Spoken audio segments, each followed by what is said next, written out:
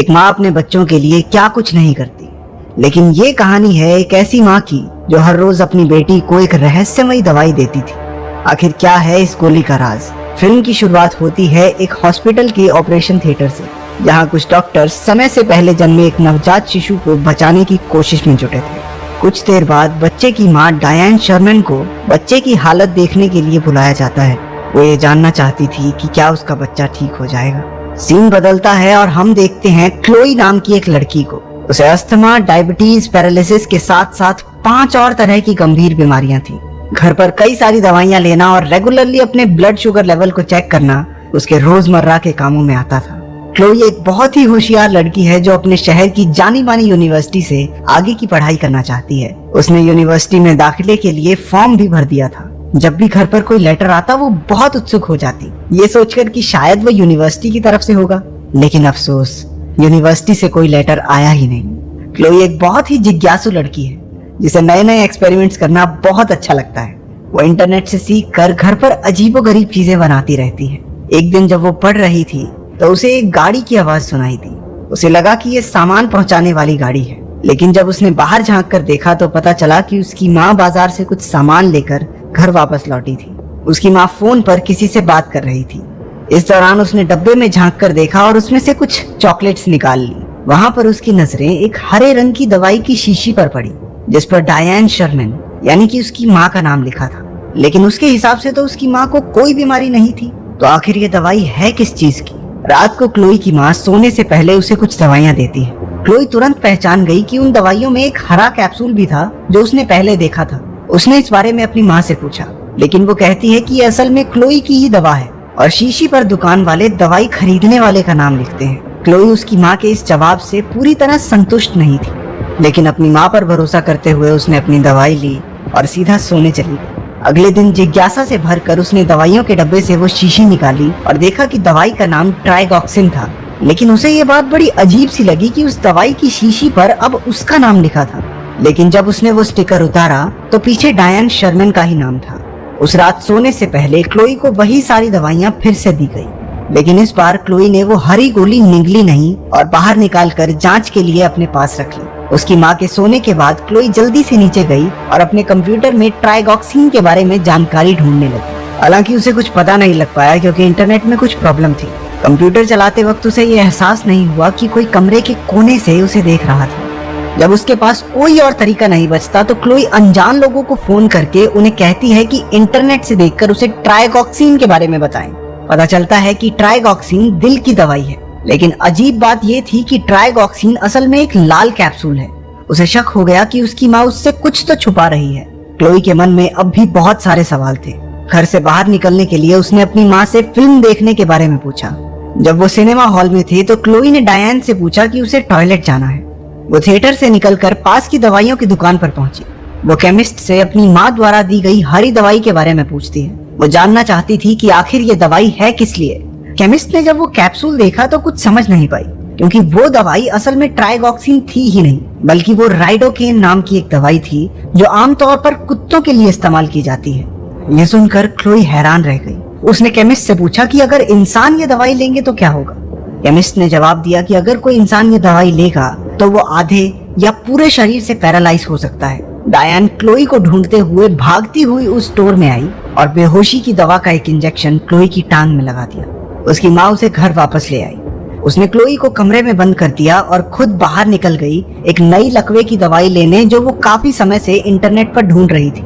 Chloe ने उठने पर महसूस किया कि उसकी माँ ने उसे कमरे में बंद कर दिया था। क्लोई ने दरवाजे का ताला खोलने की कोशिश की, लेकिन उसकी माँ ने इस सब का अंदाजा पहले ही लगा लिया था और वो दरवाजे को एक लकड़ी से इस तरह बंद करके गई थी कि अगर वो लॉक खोल भी ले तो दरवाजा नहीं खुलेगा। पर क्लोई ने भी हार नहीं मानी। उसे साइंस का इस्तेमाल करके शीशे को तोड़ना आता था। वो अपने साथ एक कंबल, सोडर और मुंह में पानी लेकर निकल पड़ी। वो अपने कमरे की खिड़की से बाहर निकलकर जैसे तैसे रेंगती हुई दूसरे कमरे तक पहुंची। सोडर की गर्मी और पानी का इस्तेमाल करके उसने कांच को तोड़ दिया और कंबल को खिड़की पर डालकर आगे बढ़ी ताकि टूटे हुए कांच से अपने शरीर को बचा सके। खिड़की से अंदर आते ही उसकी सांस फूलना शुरू हो गई। वो अपना अस्थमा का पंप अपने साथ लाना भूल गई थी। क्लोई फिर भी जैसे तैसे रेंगते हुए अपने कमरे में पहुंची और अपना अस्थमा वाला पंप लिया। वो फौरन अपनी व्हील चेयर में बैठकर घर से बाहर निकलने के लिए चली, लेकिन उसकी माँ ने लिफ्ट को भी तोड़ दिया था। उसने बड़ी मुश्किल से अपनी व्हील चेयर को नीचे गिरा दिया और सीढ़ियों पर रेंग कर जाना शुरू किया, लेकिन अचानक वो फिसल कर सीढ़ियों से लुढ़क गई। वो धम से जमीन पर गिरी। उसने महसूस किया कि वो अपने पैर का अंगूठा हिला पा रही थी, क्योंकि काफी समय से उसने अपनी माँ की दी हुई दवाई नहीं ली थी। उसे यकीन होने लगा था कि उसकी माँ ही उसकी इस हालत की जिम्मेदार है। क्लोई फौरन अपनी व्हील चेयर में बैठकर घर से बाहर शहर की ओर जाने वाली सड़क पर चली। तभी उसे एक गाड़ी के आने की आवाज सुनाई देती है। क्लोई को डर था कि ये उसकी माँ की गाड़ी होगी, इसलिए वो तुरंत झाड़ियों के पीछे छुप गई। पता चला कि वो गाड़ी डाकिया की थी जो उनके घर एक चिट्ठी देने आया था। क्लोई अचानक से सड़क पर आई जहाँ उसकी गाड़ी से टक्कर होते होते बची। पोस्टमैन भागकर गाड़ी से बाहर आया और उसने क्लोई से पूछा कि वो ठीक तो है। क्लोई ने सिर्फ इतना कहा कि मेरी मदद करो। जब डाकिया उसकी मदद कर रहा था तब अचानक से उसकी माँ की गाड़ी उनके पास से गुजरी और उसने उन्हें देख लिया। डायन तुरंत पोस्टमैन के पास जाकर पूछने लगी कि क्लोई को क्या हुआ। वो अपनी बेटी को घर वापस ले जाना चाहती थी, लेकिन डाकिया उसे रोक देता है। वो कहता है कि क्लोई घर नहीं, पुलिस स्टेशन जाना चाहती है। डायन उसे धमकी देती है कि वो क्लोई का अपहरण करने के जुर्म में उसे पुलिस के हवाले कर देगी, लेकिन वहाँ पर फोन का सिग्नल ही नहीं था, तो डायन की सारी कोशिशें बेकार हो गई। वो ना चाहते हुए भी पोस्टमैन को क्लोई को अपने साथ ले जाने देती है, लेकिन इस शर्त पर कि वो भी साथ चलेगी। जब वो क्लोई को गाड़ी में बैठा रहा था तो डायन ने पीछे से आकर उसकी गर्दन में बेहोशी का इंजेक्शन घोंप दिया। उसने क्लोई के साथ भी यही किया। जब वो जागी तो उसने अपने आप को घर के तहखाने में बंद पाया। उसे वहाँ एक काला पदार्थ दिखा जो शायद उसकी माँ ने उसे पैरालाइज करने के लिए बनाया था। क्लोई वहाँ से बाहर नहीं निकल सकती थी क्योंकि डायन ने उसकी व्हील चेयर को जंजीर से बांध दिया था। क्लोई को वहाँ कुछ कागज दिखाई दिए। पता चलता है कि यूनिवर्सिटी से उसके एडमिशन के बारे में कई सारे खत आए थे, लेकिन उसकी माँ ने उन सबको उससे छिपाया। वो बहुत निराश हो गई। उसके सामने उसके बचपन की कई तस्वीरें आई जिनमें वो बिल्कुल तंदुरुस्त थी, उसकी पैर बिल्कुल ठीक थे, वो चल सकती थी।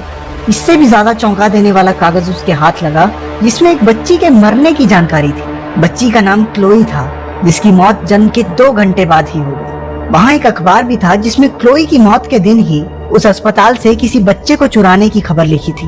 ये पढ़कर क्लोई को बहुत बड़ा झटका लगा। वो समझ गई थी कि वो डायन की असली बेटी नहीं है, वो बच्ची है जिसे डायन ने उसके माँ बाप से चुरा लिया था। फिर दिखाया जाता है कि डायन के बच्चे को डॉक्टर्स बचा नहीं पाए थे और इस वजह से डायन इतनी परेशान हो गई कि उसने अस्पताल से किसी और का बच्चा चुरा लिया। क्लोई ये सब पढ़ ही रही थी कि डायन तहखाने में आ गई। क्लोई ने उससे कहा कि वो उसकी असलियत जान चुकी है। वो जानती है कि डायन उसकी माँ नहीं है और उसी ने उसे दवाइयाँ खिला खिला कर बीमार और अपाहिज बना रखा है। डायन कहती है कि उसने ये सब इसलिए किया क्योंकि उसे क्लोई से प्यार है। वो क्लोई की दवाइयाँ फेंक कर उसे सब कुछ भूल कर पहले जैसा हो जाने को कहती है। क्लोई अब भी डरी हुई थी। उसे अपनी माँ की बातों पर विश्वास नहीं था, लेकिन अब डायन के धैर्य की सीमा पार हो गई। उसने एक इंजेक्शन में वो काला पदार्थ भर लिया। क्लोई बुरी तरह से डर गई और जल्दी से एक अलमारी के पीछे छिपकर उसने दरवाजा बंद कर दिया। उसे वहाँ एक जहर की शीशी मिली। जैसे ही उसकी माँ ने दरवाजा खोला, क्लोई ने पूरी जहर की शीशी पी ली। डायन अपनी बेटी को मरता देख जोर जोर से रोने लगी। क्लोई को तुरंत अस्पताल ले जाया गया। डॉक्टर्स बड़ी मुश्किल से उसे बचाने में कामयाब रहे, लेकिन अभी कुछ समय तक उसे हिलने जुलने और बात करने में काफी मुश्किल होने वाली थी।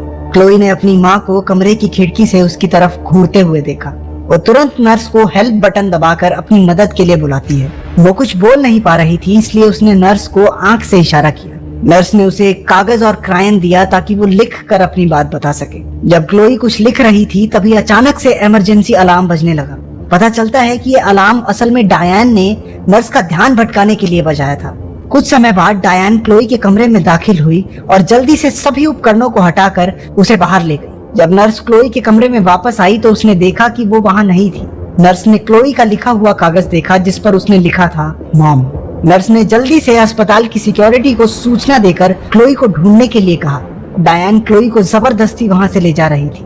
अस्पताल से बाहर निकलते वक्त एस्केलेटर पर क्लोई की माँ उसकी व्हीलचेयर को हिला नहीं पाती, क्योंकि असल में क्लोई ने अपनी टांगों को जकड़कर व्हीलचेयर को रोक दिया था। वो अपनी टांगों का इस्तेमाल कर पा रही थी। इतने में वहाँ अस्पताल के सिक्योरिटी गार्ड भी पहुंच गए। उन्होंने डायन को अपने हाथ ऊपर करने को कहा। उसने अपनी बंदूक उनकी तरफ तान कर कहा कि वो बस अपनी बेटी को घर वापस ले जाना चाहती है। उनमें से एक सुरक्षा कर्मी ने डायन पर गोली चला दी, जिसकी वजह से वो सीधी सीढ़ियों से नीचे गिर पड़ी। आखिरकार क्लोई को सही सलामत बचा लिया गया। इसके अगले सीन में 7 साल बाद पागलों के अस्पताल को दिखाया जाता है। क्लोई अब बड़ी हो चुकी थी, वो अपनी टांगे हिला पा रही थी। हालांकि अब भी ये उसके लिए एक संघर्ष था। वहाँ पर क्लोई डायन से मिलने आई थी। क्लोई उसे बताती है कि उसके असली परिवार के साथ उसकी जिंदगी बहुत अच्छी बीत रही है। उसके अब कई सारे दोस्त हैं और उसने अपनी पसंदीदा यूनिवर्सिटी से पढ़ाई भी पूरी कर ली। वो बताती है कि उसकी टांगे पहले से काफी बेहतर हैं, लेकिन ये इससे बेहतर हो पाएंगी या नहीं, ये कहा नहीं जा सकता। जाने से पहले वो अपने मुंह से कुछ बाहर निकालती है। ये वही कुत्तों की दवाई थी जो डायन उसे दिया करती थी। क्लोई ने बड़े प्यार से उससे कहा, माँ, मैं तुमसे बहुत प्यार करती हूँ, चलो अब मुंह खोलो। इस खौफनाक नजारे पर फिल्म खत्म। अगर कहानी पसंद आई तो वीडियो को लाइक कर देना और ऐसी ही अनोखी फिल्मों की कहानियां सुनते रहने के लिए सब्सक्राइब।